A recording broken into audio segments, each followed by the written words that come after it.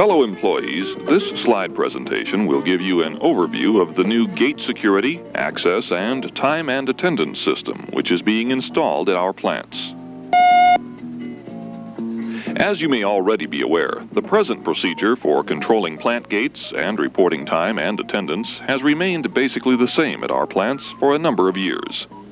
This procedure involves manual verification of ID cards for employees entering the plant, issuance, preparation, and collection of daily time cards, transporting of time cards to the payroll processing location, manual review of time cards for completeness and obvious reporting errors, key punching of the time cards,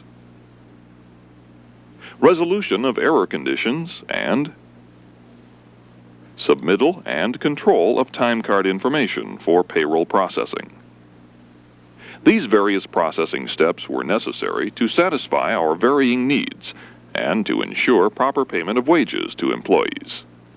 However, in today's highly competitive environment where continued emphasis is on reducing cost and maximizing efficiency and productivity, technical advances in automation and data processing have now made it possible to automate gate activities and labor reporting.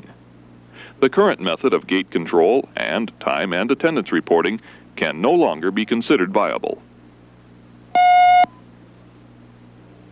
The new computerized gate control and time and attendance reporting system being installed at our plants will utilize some of the most modern technology available and replace the old time card procedure.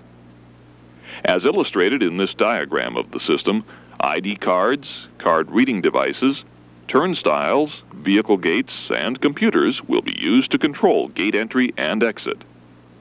Shift managers will use a computer terminal to report the actual hours worked by the employee, thus eliminating the need of the daily time card.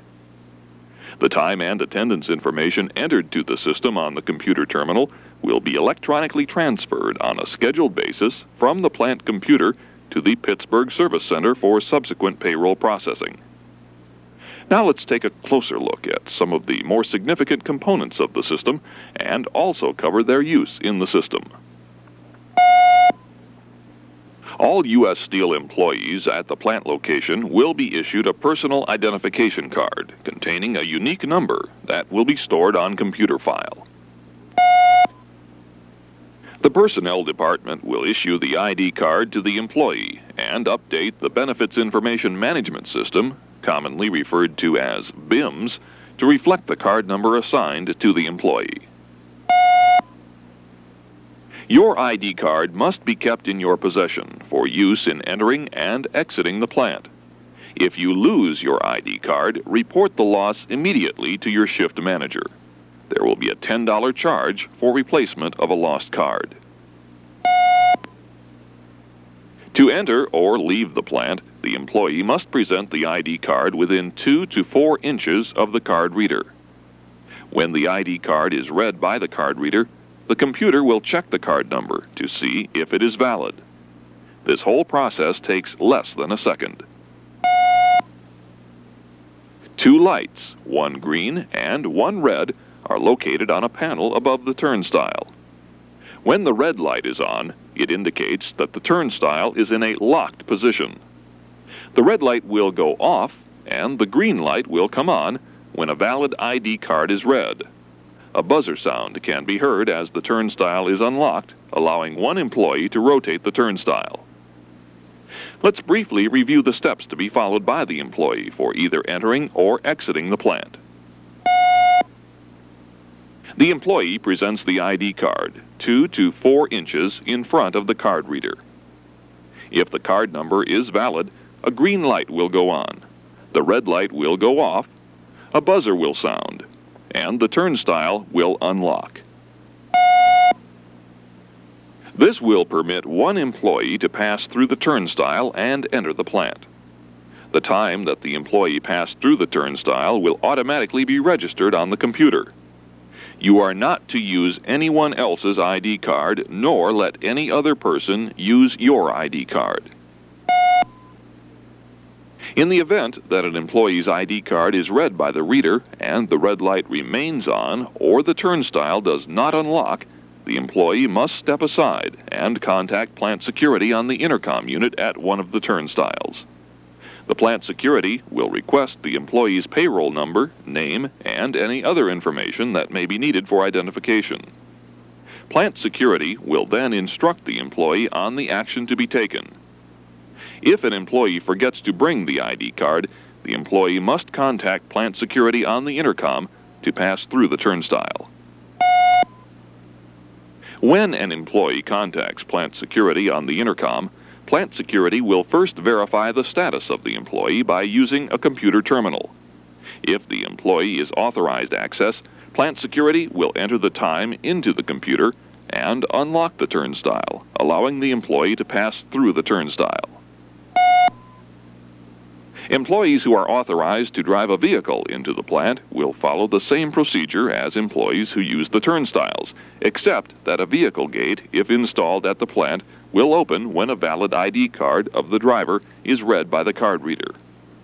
If there are other passengers in the vehicle who need their time registered at the gate, they must pass the ID card to the driver, who will present the card to the card reader.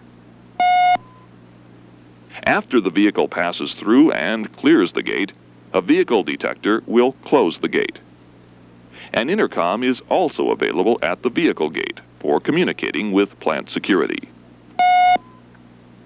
As stated earlier, the shift manager will use a computer terminal to report the time and attendance for an employee. The time that each employee entered and exited the plant will also be available for the shift manager to view on the computer terminal for each member of the crew. The first part of the installation will allow the shift manager to schedule crews, prepare work schedules, authorize pay, record absentee and overtime occurrences, make corrections to time and attendance records, and access time and attendance history to facilitate answering certain employee payroll inquiries.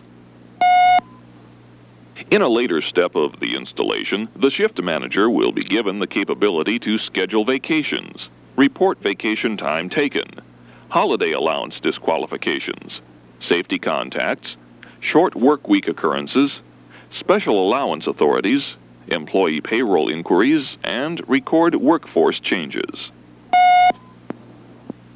Before closing, let's briefly cover some of the more obvious advantages of the system to us as employees.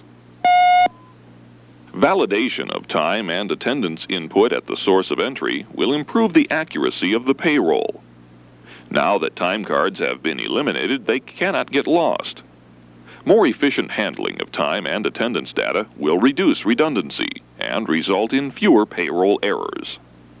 Greater accessibility to time and attendance and related information will help the company respond to certain employee payroll inquiries on a more timely basis. Finally, only persons with valid ID cards will be able to pass through the gates, providing tighter overall plant security for the mutual benefit and security of us all. We recognize that this presentation may have raised some questions concerning the functions of the system. However, additional information on the requirements for persons involved with the new gate security, access, and time and attendance system will be forthcoming, and we welcome your input.